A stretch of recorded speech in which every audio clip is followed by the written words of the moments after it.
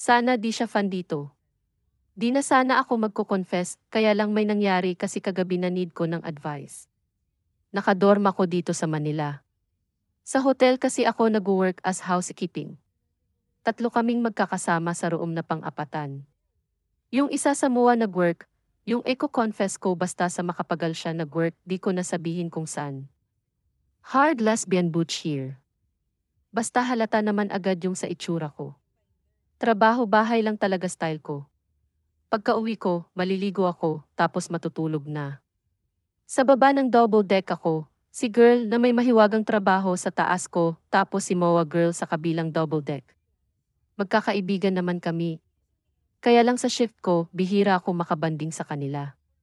Pag-inuman lang talaga sa dorm. Nasakto sa off ko inuman ng gin. Si girl makapagal, tumabi siya sa akin nung tulog na at dumantay sa legs ko. Okay lang naman sa akin, baka lasing lang. Kaya lang yumakap siya at saka nag-grind nung ano niya sa gilid ng legs ko. Padiin ng padiin at pabilis ng pabilis. Tinigasan ko hita ko pero tulog-tulugan ako hanggang nagkisay siya. Lumipat din siya sa bed niya after nun. Ako, naiwang kunyari tulog pero nakatulala. Nung umaga, normal naman siya makipag-usap sa akin. Parang walang nangyari. Pero nailang ako. Naulit pa yon, ganun ulit, akala niya tulog ako. Hindi kami lasing ha. Dumantay ulit siya sa gilid ko tapos napansin ko wala siya talaga suot down there.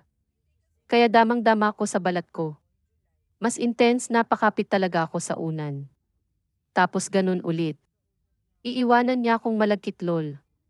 Kagabi, nagdasal ako na bumaba siya ulit kasi nag-decide na ako, natutulungan ko na siya. Hindi na ako magtutulog-tulugan. Nung naramdaman ko double deck namin na parang bababa siya, nag-ready na ako. Lumabas siya eh. Umihi ata pero pagbalik tumabi sa akin nung nagdantay siya, humarap ako sa kanya, kikis ko sana. Kaso tinulak ako. Ano daw ginagawa ko? So ako, na-shock din sabi ko, bakit nandito ka nakahiga? Sabi niya nagkamali daw siya. Umakyat na siya. Nakakapagtaka talaga. Ginawa niya akong ride sa amusement park tapos ayaw niya ng tulong. Ano ang posibleng dahilan bakit siya ganun? Ang weird.